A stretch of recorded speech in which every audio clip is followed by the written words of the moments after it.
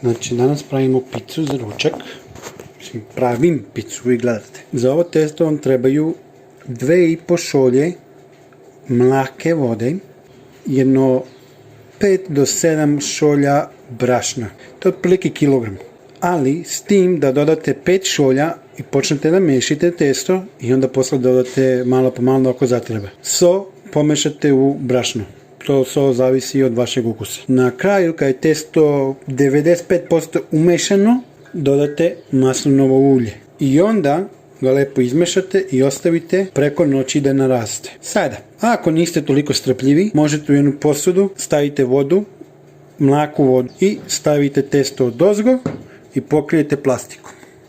Za sat vremena podići će se do ivice. Od ove mase možete napraviti 6 pica, 32 prečnika. Za picu možete koristiti šta želite. Ja ću napraviti danas 3 pice i koristit ću otprilike 100 grama šunke.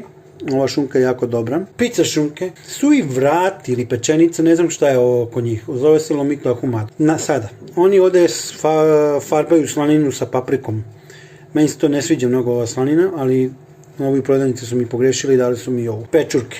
Otprilike potrebno vam je za 3 pice, otprilike 3 ovako veće pečurke. I ovdje imamo oko 100 grama sira, kačkavalja. Obično pravim sa kačkavaljem, pošto ovdje u Peru mozzarella je skup. Ali danas sam kupio mozzarellu, pa ću da napravim s mozzarellom. Paradise sos. Sada možda napravite sami svoj paradise sos. Ja sam iskreno lenj, neću pravim sos, tako sam kupio već gotovo pakovanje, koje je jako dobro.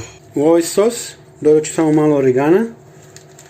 Samo sam izvlačio testo i dao sam mu oblik. Dobra stvar u vezi ovog testa je što samo napravite ovako oblik, date malo linije po njemu i stavite u pečnicu i napravite hleb. Znači od ovog testa možete dobiti 6 pica. Podelite na pola. Napravo, pošto ću napraviti samo 3 pice, hoću da mi testo bude jako dobro, malo deblje.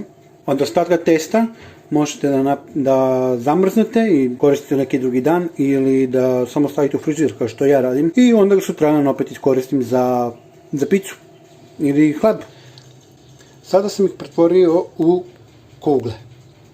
Sad, ako volite tanku koru, ova loptica ovdje je savršena. A ova je malo deblja, tako da ako želite malo deblju koru, koristite malo više testa. Sada ih ostavite malo da narastu, pokrijete da se ne suše. Sad ćemo da premestimo kugle u činiju da oslobodimo ravnu površinu. Pre nego što počnemo, ne zaboravite da uključite pečnicu na najvećoj temperaturi. Testo je jako mekano. Ja testo različim klagijom. Neki to rade rukama, neki ga bacaju u vazduh, neki ga ugote ovako pa se testo razvuče. Ja to klagijom.